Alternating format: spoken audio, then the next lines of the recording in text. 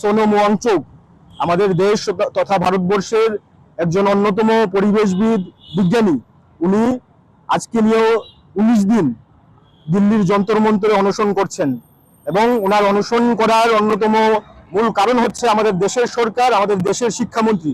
আমরা সবাই জানি যে আমাদের রাজ্যে, আমাদের দেশের নিট পরীক্ষার প্রশ্নপত্র ফাঁসের কারণে আমাদের দেশের 21 জন ছাত্র ছাত্রীদের ইতিমধ্যেই আত্মহত্যা করতে হয়েছে, তাদের মৃত্যুবরণ করতে হয়েছে। এই অবস্থায় আমরা ভারতের ছাত্র ফেডারেশন প্রথম দিন থেকে দাবি করে আসছি যে এই দায়ভার নিয়ে, এই দুর্নীতির দায়ভার গ্রহণ করে আমাদের দেশের শিক্ষামন্ত্রী ধর্মেন্দ্র প্রধানকে পদত্যাগ করতে হবে, দ্রুত এনটিএ বাতিল করতে হবে। এই দাবিতেই যন্তর মন্তরে সোনম ওয়াংচুক এই আন্দোলনে সামিল হয়েছেন এবং এই আন্দোলনে সামিল হওয়ার পর 19 দিনে ওনার যে অনশন করছেন, এই অনশনের ফলে ওনার শরীরের প্রায় 9 কেজি ওজন কমেছে, ওনার ব্লাড সুগার সবকিছু নিচের দিকে নামছে। এই অবস্থায় দাঁড়িয়ে আমাদের দেশের সরকার কোন রকম কর্ণপাত করছে না, কোন রকম দৃষ্টিকোণ করতে পারছে না। আমরা মনে করি আমাদের দেশের অন্যতম একজন প্রধান পরিবেশবিদ এই বিজ্ঞানীকে বাঁচাবার জন্য রাজ্যের যে আমাদের ছাত্র যুব সমাজ, তাদের এগিয়ে আসতে হবে, দেশের সরকারকে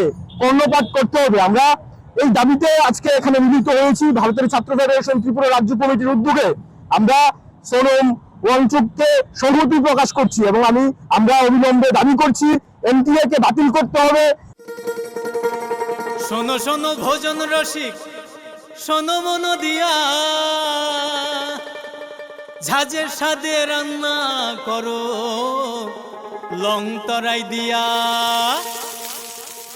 ইলিশ সর্ষে পোস্ত বাটা যেমন ইচ্ছে নাও, মালাই চিংড়ি মাংস কষা চেটে পুটে খাও, আহা চেটে পুটে খাও, আহা চেটে পুটে খাও।